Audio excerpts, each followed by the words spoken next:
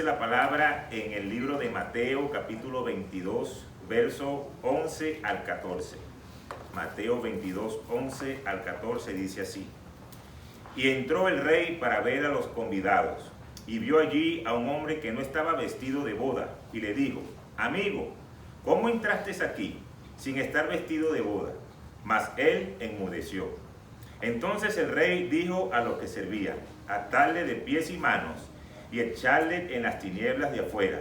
Allí será lloro y el crujir de dientes, porque muchos son llamados y pocos escogidos. Padre, gracias por tu palabra. Gracias, Señor, porque tú nos has invitado a todos a estar en esta reunión, en esta fiesta. Somos muchos los llamados, pero queremos ser parte de ese pueblo escogido por ti. Así que declaro en el nombre de Jesús que esta palabra pueda estar en nuestros corazones y que podamos hacerla una realidad en nuestras vidas para poder caminar agradándote a ti. Es voz de Dios y no de hombre, y ponemos este tiempo en tus manos, en el nombre de Jesús. Amén y amén. Yo sé que todos los que estamos aquí nos hemos montado en algún momento en un avión. Todos hemos tenido que estar en esa sala de espera. Pero cuando nosotros entramos en un avión, hay dos tipos de grupo que podemos ver. Los que van en primera clase y los que le toca la clase ejecutiva. Pero los que están en primera clase tienen algunos tipos de privilegios. Y aunque van al mismo destino, aunque van a estar por la misma puerta de embarque y tienen que estar a la misma hora en el aeropuerto, tienen algunos tipos de privilegios. Y yo quiero nombrarles cuáles son algunos de ellos. Lo primero es que son los primeros que se embarcan. Siempre llaman a los que van en primera clase, los que están en primera clase, por favor pónganse en pie y entren. Después viene el grupo 1 y después el grupo 2 y el grupo 3. Pero los que van en primera clase son los primeros que van a entrar en el avión. Luego, cuando el avión aterriza en su destino, son los primeros que se bajan. Son los primeros que pueden ya levantarse y salir. Aquellos que se montan en primera clase casi siempre tienen el privilegio de que pueden llevar 3 maletas, 2 maletas. Quizás en área ejecutiva puedes llevar una sola maleta. Y algunos, el pasaje es tan barato que tienes que pagar por la maleta. Pero el que está en primera clase no es de esa manera. Otro de los privilegios es que constantemente le están dando bebida, snack, más rápido que los que están ahí atrás. Inclusive a veces nosotros los que nos tocaba sentarnos en área ejecutiva, cuando de repente dejaban esa cortina abierta, usted veía que la aeromoza hacía como para que ustedes no vieran lo que estaban haciendo allá adentro. Y uno quedaba como picado de le estar dando a esa gente que no les dan a uno. Otro de los privilegios es que las sillas son más grandes, son más cómodas, más espaciosas. Y lo último es que ellos son menos personas las que van en esa área de primera clase. Y por ser menos, entonces puede ser mejor atendido. Cualquier necesidad, cualquier cosa que tengan, rápidamente la aeromoza viene y los atiende porque son menos. Entonces tienen una exclusividad de primera clase. Y así se llama la palabra de este día, exclusividad de primera clase. Cuando nosotros vamos a lo espiritual, el Señor nos está enseñando en su palabra de que todos estamos siendo llamados, todos estamos recibiendo una invitación, pero hay una exclusividad que solamente la van a poder disfrutar los que son escogidos. Lo primero que tenemos que entender es que todos los que estamos en esta tierra somos criaturas de Dios. Pero no todos somos hijos de Dios. Solo aquellos que aceptan el sacrificio que hizo Jesucristo en la cruz son llamados hijos de Dios. Vamos a verlo en la palabra. Juan capítulo 1 versículos 10 al 13 nos dice: El que era la luz ya estaba en el mundo, y el mundo fue creado por medio de él, pero el mundo no lo reconoció. Vino a lo que era suyo, pero los suyos no le recibieron. Mas a cuantos lo recibieron, a los que creen en su nombre, le dio el derecho de ser hijos de Dios. Estos no nacen de la sangre, ni por deseos naturales, ni por voluntad humana, sino que nacen de Dios. Entonces, para nosotros poder ser hijos de Dios, tenemos que aceptar lo que Jesucristo hizo en la cruz, porque es de ahí donde nosotros podemos llamarnos hijos de Dios. Fíjense que la palabra nos dice que no es de sangre. No es que viene de papá o de mamá o de herencia, no, como mi papá era pastor o mi mamá era líder y ellos iban todos los domingos a la iglesia, yo también voy a ir para el cielo. No es lo que nos dice la palabra de Dios. La decisión es personal. Cada uno tiene que tomar su propia decisión. Y no es por voluntad humana, por lo que yo creo que yo hago. Hay mucha gente que yo escucho que dice, esa persona se ganó el cielo. Esa persona va a ir directamente al cielo porque es una persona buena, no se mete con nadie. Es un tipo respetuoso, un buen padre. Pero tiene que haber esta parte de decir, yo acepto a Jesucristo en mi corazón para que comiences a ser un hijo de Dios. Entonces, cuando vamos entendiendo eso, en Juan 14:6 nos dice, yo soy el camino, la verdad y la vida. Nadie llega al Padre sino a través de mí. Entonces, el primer llamado que el Señor hace es, yo tengo algo especial para ti. Y Dios nos está diciendo hoy, en este día, a todos los que estamos en esta iglesia, a los que nos están siguiendo, yo tengo algo especial para ti hoy. Pero yo quiero saber si tú estás dispuesto a estar en ese selecto grupo de los que son escogidos. Cuando vemos la palabra del versículo que leímos hoy, él nos cuenta la historia de un rey. El rey tenía un hijo y venía a la boda del hijo y le dice, invita a la gente para que venga a esta boda porque se va a casar mi hijo. Pero la gente no fue. Y cuando él preguntó, ¿y qué pasó? ¿Dónde están los invitados? ¿Y por qué nadie vino si es el hijo del rey el que se va a casar? Los sirvientes le dijeron, Señor, cada uno estaba ocupado en sus cosas, cada uno estaba haciendo lo que pensaba que era lo correcto y ninguno le dio importancia. Entonces cuando el rey escuchó eso, entonces le dijo, vaya nuevamente y que entre cualquiera. Quiere decir que en un principio era un selecto grupo el que iba a ir a la boda. Ahora se abrió la invitación para todo el mundo. Entonces cuando se abre esa invitación para todo el mundo, es donde el Señor dice, muchos son llamados y pocos escogidos. El Señor le hizo la invitación para todos, pero solamente este grupo que entró son los escogidos del Señor. En otras palabras, Dios te llama y tú escoges si lo sigues o no lo sigues. Pero vamos a seguir. ¿Qué significa todo esto? ¿Cuál es la diferencia entre ser llamado y ser escogido? Y sobre todo, ¿cómo podemos asegurarnos de que nosotros somos los escogidos de Dios? Primero, ¿qué significa ser llamado? La palabra llamar se usa varias veces en la palabra de Dios, pero en este contexto Dios lo está usando para una invitación. Y esta parábola es una analogía de todos nosotros que hemos sido invitados a poder estar en esta fiesta. Pero una invitación es algo más que solamente ir a ese lugar. Cuando alguien te invita es porque tú eres especial para esa persona. Porque si tú vas a hacer un evento, tú vas a decir, yo selecciono quiénes son los que vienen para esta fiesta. Estos son mis invitados. Quiere decir que para esa persona tú eres importante. Pero quizás tú puedes ponerlo por el Instagram y lo pones abierto para todo el mundo. Y el que quiera ir va y el que no, bueno, tomará su decisión de no ir. Asimismo nos está enseñando el Señor, la invitación es para todos, para que todos podamos seguir sus pasos. Pero la invitación, ¿cuál es? Es finalmente una invitación a que podamos pasar una eternidad con Él. Es un llamado que va directamente a tu corazón. Y cualquiera que tiene la oportunidad de escuchar esta palabra y de tomar esa decisión, va a convertirse en un discípulo de Jesús. Entonces, el primer llamado es para todo el mundo. Ahora vamos a ver qué es ser escogido. Escogido es cuando a esa invitación tú le dices que sí. Pero cuando tú le dices que sí, tú tienes que estar dispuesto a hacer lo que el que te está invitando dice. No es que porque tú tienes una invitación y tu invitación dice, tú vas a estar sentado en la mesa 4. Hay muchas bodas donde tú vas y dices, esta mesa está sentado la familia tal, y esta mesa está sentado la familia tal, y en esta la otra. No, bueno, como yo soy invitado, yo me siento aquí donde yo quiera. Aquí está más cerca aquí de los quesos y de la comida y de los pasapalos. Entonces yo quiero estar en esta mesa. No, cada uno está asignado. Entonces cuando tú dices que sí, tú tienes que estar dispuesto a seguir las instrucciones del que te está invitando. Y si el que nos está invitando es el Señor, entonces tenemos que estar dispuestos a comenzar a vivir una vida para agradarlo a Él como un discípulo fiel. Dios nos está llamando a cada uno de nosotros, pero lo que aceptamos de corazón y sin condiciones, somos los que vamos a pasar a ese grupo de escogidos. Fíjate lo que dice Lucas en el capítulo 9, versículos 24 y 25. Porque el que quiera salvar su vida, la perderá. Pero el que pierda su vida por mi causa, la salvará. ¿De qué le sirve a uno ganar el mundo entero si se pierde o se destruye a sí mismo?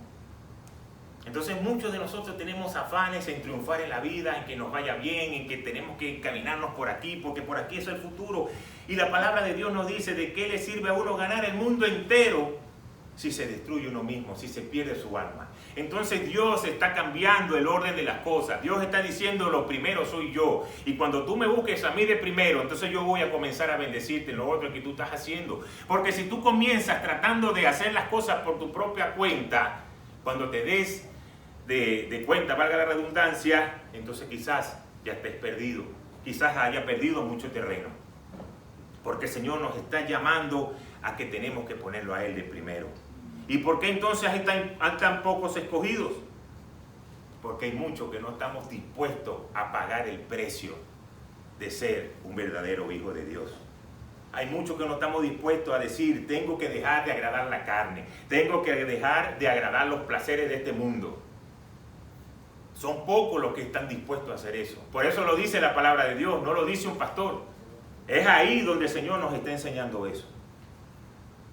Entonces, cuando Dios te está tratando de hacer que abras tus ojos, de que no va a ser nada fácil, de que este camino vas a tener que sacrificarte para poder llegar al nivel de bendición, entonces tienes que entender que es así.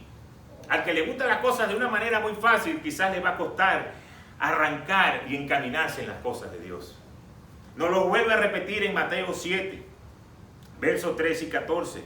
Entren por la puerta estrecha, porque es ancha la puerta y espacioso el camino que conduce a la destrucción, y muchos entran por ella.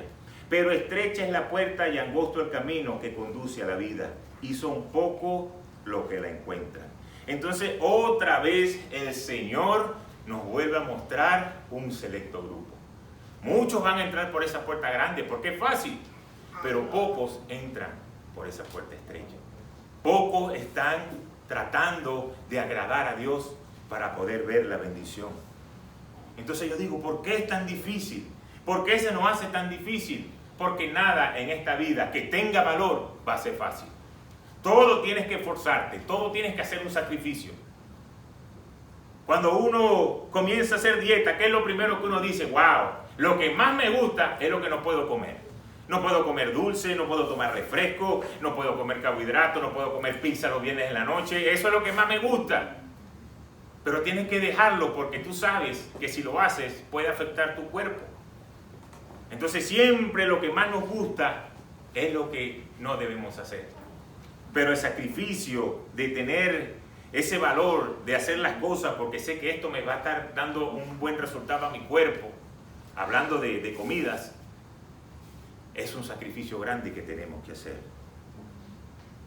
Entonces, cuando regresamos a lo espiritual, ¿por qué es tan difícil? Porque tenemos que renunciar a todo lo que este mundo nos ofrece.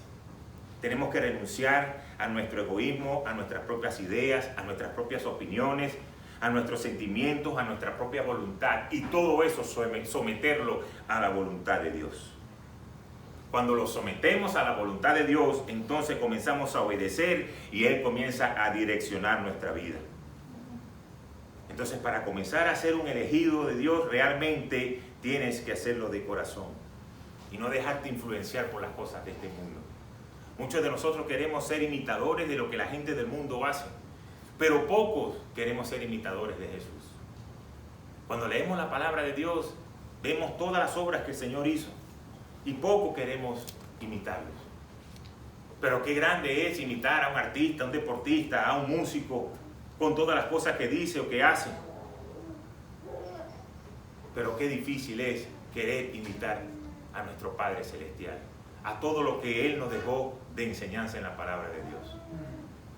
Ahora que los diabéticos tienen que estarse midiendo el azúcar todos los días, pullarse los dedos y ver en cuánto están saliendo esos valores, comienzan a conocer realmente qué me cae bien y qué no me cae bien. Uno sabe durante todo el día qué comiste y tú dices, bueno, hoy el azúcar amaneció bien, pero mañana voy a intentar comer un poco más de pasta, un poco más de arroz, o comerme un dulcito. Y cuando vas y te la mides y te sale alta, entonces tú dices, esto no cae muy bien en mi cuerpo. Entonces se va conociendo con ese día a día qué recibe el cuerpo y qué rechaza el cuerpo.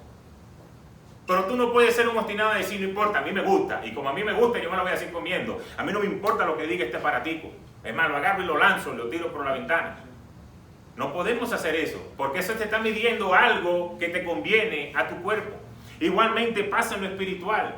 Cuando tú comienzas a ver los resultados en tu vida, tú vas a saber si estás andando un buen camino, si estás haciendo las cosas correctamente, porque cuando tú comienzas a agradar a Dios y comienzas a ponerlo a Él de primero en tu vida, las bendiciones van a comenzar a llegar. Amén. No puede ser posible que tú comiences a buscar de Dios y que Dios no te bendiga. Él no puede ir en contra de su palabra. Pero tenemos que nosotros comenzar a hacerlo. Yo sé que todos somos seres humanos, aquí no hay nadie perfecto, incluyendo los pastores. Aquí todos cometemos errores, todos cometemos fallas. Pero la diferencia está es que cuando nosotros cometemos errores debemos arrepentirnos genuinamente y decirle, Señor, perdóname por esto que hice. Porque un arrepentimiento genuino es apartarse del pecado y no volverlo a hacer. Cuando nosotros leemos la palabra de Dios, vemos varios ejemplos de hombres que fallaron. El primero que yo pude conseguir fue a Pedro, un discípulo de Jesús. Vio a Jesús hacer milagros, fue en su barca donde el Señor le dijo, trae Pedro, que aquí vamos a predicar a esta multitud y después vamos, boga mar adentro, que vamos a hacer la gran pesca. Y vio los milagros que el Señor hizo, día tras día. Pero en el momento de la chiquita, cuando él le dijo a Jesús, Señor, yo estaré contigo a donde quiera que vaya. Vamos a estar ahí, no importa lo que tú vayas a pasar, yo estaré contigo. Y el Señor le dijo, Pedro, antes que el gallo cante, 3 veces me habrás negado. 3 veces me habrás negado. Y cuando sucedió el momento de que lo negó por 3ª vez y cantó el gallo, dice la palabra de Dios que él lloró amargamente. Y cuando lloró amargamente, estuvo arrepentido. Pidió perdón, Señor, tú me lo habías dicho y sin embargo yo lo hice. Pero me arrepiento. Fallé. Como hombre me sentí débil, me sentí cobarde. Sentí que no era capaz de resistir todo eso que te estaban haciendo a ti. Pero el Señor en su amor, al ver que Pedro se había arrepentido, fue y lo buscó nuevamente. Y 3 veces le preguntó, Pedro, ¿me amas? Y Pedro le decía, sí, yo te amo. Y le volvió a preguntar, Pedro, ¿me amas? Sí, yo te amo. Y la 3ª vez le preguntó, Pedro, ¿me amas? Y Pedro se puso triste. Porque dice, Señor, ¿por qué me preguntas 3 veces si ya te he dado la respuesta? Lo que el Señor quería hacer era que como lo negó 3 veces, que 3 veces Él dijera que lo amaba. Para poder restaurarlo. Por cada negación, una palabra de amor. Y fue tanto la restauración de Pedro que fue entregada la llave de los cielos. Entonces fíjense que no es el problema que podamos tener un error, sino que lo reconozcamos y que nos arrepintamos delante de Dios. Porque vemos otro caso. Vemos el caso de Judas. Judas traicionó al Señor, pero él no se arrepintió. Él lo que tuvo fue un remordimiento. Y en ese remordimiento, el enemigo comenzó a atacarle el pensamiento hasta que se ahorcó y terminó estando en el infierno. Un discípulo de Jesús terminó sus días en el infierno.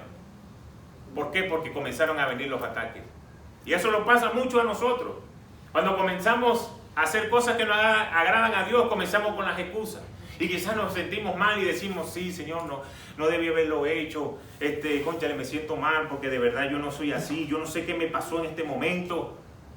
Pero después, más adelante, se presenta la misma situación y vuelven a caer en el mismo pecado. Entonces no te estás arrepintiendo, sino que estás sintiendo un remordimiento porque lo que hiciste sabe que no le agrada a Dios. Pero cuando tú te arrepientes de corazón, genuinamente, entonces tú te apartas del pecado. Otro de los personajes que me encanta cuando uno lee esa historia es David. Porque siendo David el ungido de Dios, él cometió adulterio. Él le falló a Dios. Hizo que el esposo de Betsabé estuviera frente a la guerra para que lo mataran porque él quería estar con esa mujer. Pero, a pesar de esa situación, David se arrepintió. Y fíjense lo que nos dice el Salmo 51, en el verso 1 al 4. Ten compasión de mí, oh Dios, conforme a tu gran amor, conforme a tu inmensa bondad. Borra mis transgresiones, lávame de toda mi maldad y límpiame de mi pecado. Yo reconozco mis transgresiones, siempre tengo presente mi pecado. Contra ti he pecado, solo contra ti, y he hecho lo que es malo ante tus ojos. Por eso tu sentencia es justa y tu juicio irreprochable. Entonces David reconoció que le había fallado a Dios. Y esa condición de arrepentimiento hizo de que David pudiese morir en buena vejez y cumplir, porque él era el ungido de Dios, pudo terminar con su mandato. Saúl no lo hizo de esa manera y fue cortado él y su generación. Pero David se arrepintió y el Señor permitió que terminara su mandato. Entonces muchos dicen, ajá, pero fíjate, mira, David cometió adulterio y terminó con buena vejez. Y el Señor, mira, lo bendijo. Ah, pero entonces yo también puedo hacer lo mismo, cometer los mismos errores y después me arrepiento delante del Señor. Sí, pero vamos a leer lo que dice la palabra. Porque la misericordia de Dios hizo que el arrepentimiento de David lo llevara a poder terminar su mandato. Pero la consecuencia de sus pecados, el Señor no la pudo evitar. Cuando leemos la palabra, vemos que ese hijo que iba a tener con Betsabé murió. Luego en su casa, a la hija la violaron, a Tamar. Luego mataron a su hijo Amnón. Se le reveló su hijo Absalón y también terminó muerto. Y todas las concubinas fueron violadas. Entonces, si tú quieres vivir como David, estar en pecado, arrepentirte, quizás el Señor te va a perdonar, porque es un Dios de amor, pero vas a tener consecuencias. Y si tú tienes la capacidad de aguantar todas estas consecuencias a las cuales tuvo que pasar David, como decimos los venezolanos, entonces ya le pierdes. Pero no es lo que la palabra de Dios nos está enseñando. Tenemos que reconocer delante de Dios cuando nosotros fallamos. Tenemos que arrepentirnos de nuestro pecado y tenemos que alejarnos de él, porque poco a poco el enemigo nos está empujando a que caigamos en un abismo y no nos damos cuenta. Y todos esos pecados traen consecuencias. El arrepentimiento te traerá una verdadera libertad. Entonces debemos hacerlo. Finalmente, cuando regresamos a la palabra inicial, no importa cuál es tu punto de partida, no importa cuál es tu naturaleza, lo que tú hayas pasado, cuáles son tus talentos, lo que tú hagas, no importa cuánto conocimiento tú tengas o cuál es la circunstancia por el cual tú estás ahorita. Lo que determina si tú eres un elegido es cuando respondemos a la invitación de Dios con nuestro corazón y comenzamos a apartarnos de lo que nosotros éramos antes y comenzamos a caminar en obediencia a Dios. Eso va a traer frutos de arrepentimiento, eso va a traer frutos de bendición y tú vas a comenzar a poderlo ver en tu vida. Inclusive en esta boda, después que vinieron los invitados, los segundos grupos, los que no estaban llamados a ser los supuestos invitados de honor, se presentó un hombre el cual tenía ropa inadecuada para una boda. Y la parábola dice que el Señor lo echó afuera. El rey le dijo, ¿cómo se te ocurre venir a la boda del príncipe de mi hijo y vestido de esa manera? Tú tienes que vestirte de acuerdo a lo que se está haciendo aquí. Esto es un acto solemne, es una boda. Es la boda de mi hijo. Pero cuando la palabra nos enseña eso, no nos está hablando de cómo tenemos que vestirnos nosotros. Lo que nos está enseñando es que tú tienes que aprender a estar en el lugar correcto, que tú tienes que aprender a hacer las cosas de la manera correcta para tú poder agradar al Rey. Y el Rey es representado por nuestro Señor Jesús. Tú tienes que aprender a hacer las cosas para agradarlo. Eso es lo que significa estar vestido adecuadamente. Tienes que comenzar a hacer las cosas para agradar a Dios. Cuando nosotros leemos esta parte de la palabra, yo le voy a decir una cosa, esta palabra no es para la gente del mundo, esta palabra es para los hijos de Dios. Esta palabra es para su iglesia, porque somos nosotros los que tenemos a Cristo en nuestro corazón, los que somos llamados y los que somos escogidos. Entonces tenemos que como iglesia comenzar a despertar y comenzar a hacer las cosas para agradar a Dios. No podemos seguir estando tibios. Un día estoy bien, un día estoy mal. Si las cosas salen bien, aleluya. Y si las cosas salen mal, entonces yo no quiero ir para la iglesia. Tenemos que aprender a buscar de Dios cada día. ¿Cuántos de nosotros estamos dispuestos a pasar ese sacrificio? Porque no es fácil. Es una vida sacrificada. Pero tú tienes que asegurarte de que tú seas uno de los elegidos. Mira lo que dice 2 de Pedro en el capítulo 1, versos 10 y 11. Por lo tanto, hermanos, esfuércense más todavía por asegurarse del llamado de Dios, que fue quien los eligió.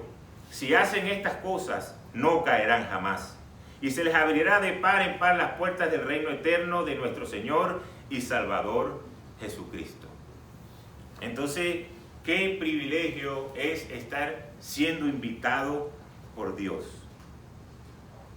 Que tú puedas ser uno de los escogidos. Pero hay una condición que nos enseña la palabra.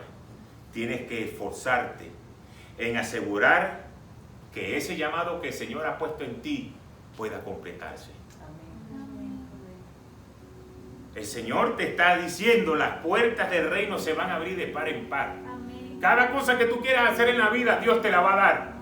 Pero tienes que comenzar primero a asegurarte de que ese llamado que Dios te hizo, tú quieras agradar el corazón de Dios. No el corazón del hombre, el corazón del profesor, el corazón del teacher, el corazón del coach, el corazón de los amigos. No, es el corazón de Dios. Yo no veo que la palabra dice tus amigos te van a abrir la puerta del cielo. Tu papá te va a abrir la puerta del cielo, tu amigo te va a abrir la puerta del cielo, tu primo, tu tío. No, es Dios el que lo va a hacer. Entonces ahí donde nosotros tenemos que comenzar a sacrificar muchas cosas en nuestra vida. Porque le voy a decir una cosa. Cuando regresamos al avión de primera clase, y fíjense esto porque esto es muy importante.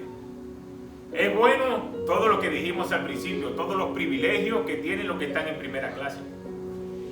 Pero también tiene sus exigencias.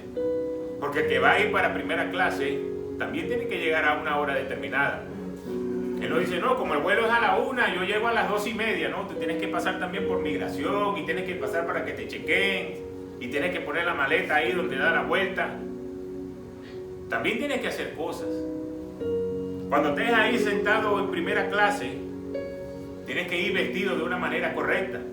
Tú no te puedes sentar en primera clase con un blue jean, o con jean, o en chores.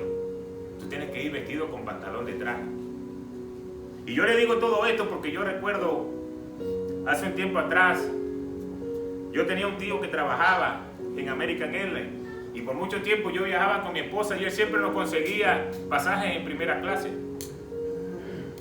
Y él me decía, Kevin, sabes que vas en primera clase, tienes que irte con tu camisa de cuello, manga larga, con pantalón de vestir, con tela de pantalón de vestir. No te vayas a ir con un jean porque no vas a poder pasar.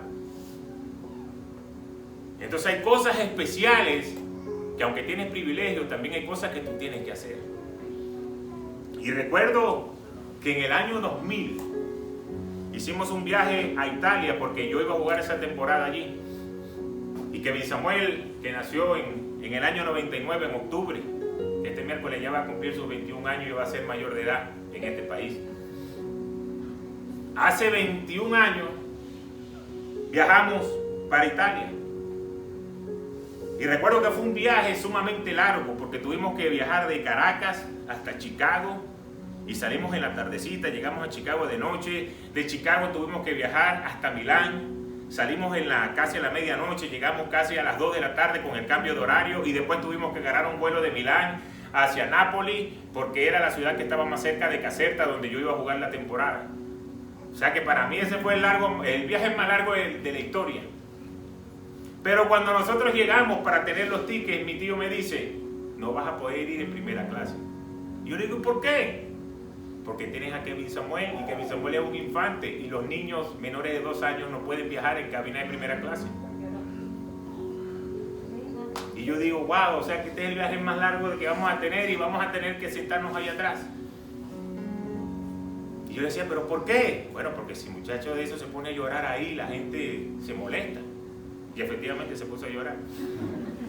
Tuve que pararme yo por allá, cerca de la puerta del baño, casi 3 horas hasta que se quedó dormido. Estaba muy pequeño. Pero fíjense, ese privilegio que tú tienes ahí en primera clase, hay cosas que tienen su normativa y tienen sus reglas. Tiene sus regulaciones. Tú no puedes decir, no, pero yo he viajado en primera clase antes. Ya yo sé lo que tengo que hacer, yo me porto bien, yo no hago nada, yo estoy aquí tranquilo. Hay normas que tienes que seguir, aunque sea primera clase. Entonces igualmente nos pasa en tu llamado a que tú seas un escogido. Tienes que realmente comenzar a regularte a las leyes de Dios y comenzar a obedecerlo para agradarlo a Él. No basta con que tú digas, no, ya yo acepté al Señor, ya yo voy los domingos a la iglesia, ya yo antes yo no hacía estas cosas que hago ahora. Está bien, estás aceptando el llamado, pero si quieres estar entre los escogidos, entonces tienes que hacer algo diferente. Tienes que comenzar a hacer lo que realmente agrada a Dios. Cuando el Señor dio esta parábola, estaba hablando de lo que era una boda. Y la relación más estrecha que hay entre Jesús y la iglesia es llevada a una boda.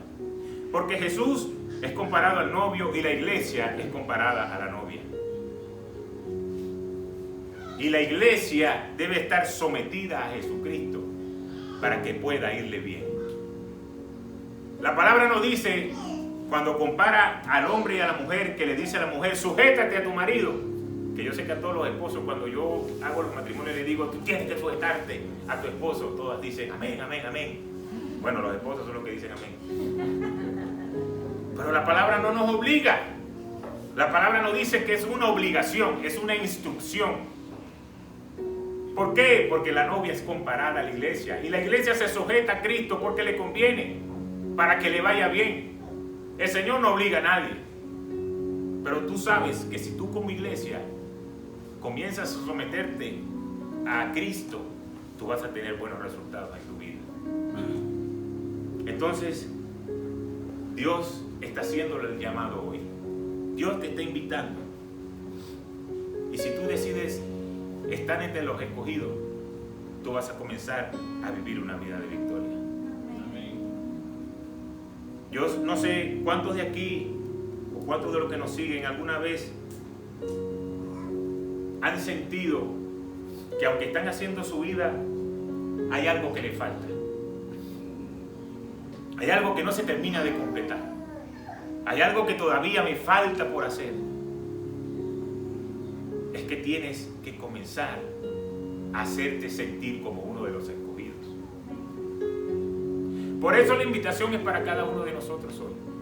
A los que me siguen por las redes, yo no sé si en algún momento tú has tomado la decisión de seguir a Jesucristo en tu corazón, pero la palabra nos dice que Jesús está a la puerta llamando. Y si alguno oye su voz, Él abrirá la puerta y Él pasará y cenará contigo, que estás aceptando la invitación que le está dando. Por eso yo hoy doy la oportunidad de que si alguna vez tú no has tomado esa decisión, hoy puede ser el día donde tú digas, yo quiero comenzar a ser parte de los escogidos. Yo quiero ser parte de ser un hijo de Dios. Solamente tienes que hacer una pequeña oración. Pero inclusive, si ya tú eres de lo que aceptó la invitación, como ese hombre que entró en el lugar, él entró a la fiesta, pero estaba mal vestido. Si ya tú tienes a Jesucristo en tu corazón, pero todavía no has decidido de que ser uno de los escogidos, hoy es el tiempo de que podamos arrepentirnos delante de Dios y decir, Señor, yo quiero que tú cuentes conmigo como uno de los escogidos. Yo quiero ir en primera clase. Yo quiero poder tener los beneficios de realmente ser un hijo de Dios. Porque ¿de qué vale la pena ser cristiano si no vas a disfrutar los beneficios de ser un hijo de Dios? Y vas a pasar 25 años sufriendo porque tienes las cosas que hacer y no las terminas de hacer. Ah, pero yo soy cristiano, y sufre, y sufre, y sufre, y la gente del mundo gozando un pullero y uno sufriendo. Y por eso mucha gente a veces se va de la iglesia porque dice, yo creo que ellos son más felices que uno.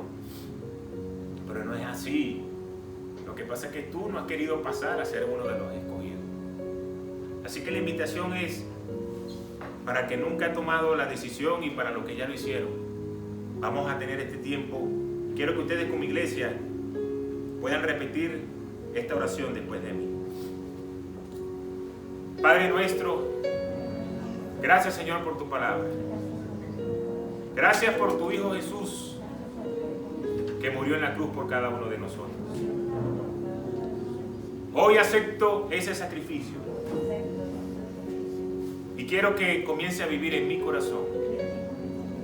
Quiero ser parte de los escogidos por ti y que mi nombre esté inscrito en el libro de la vida.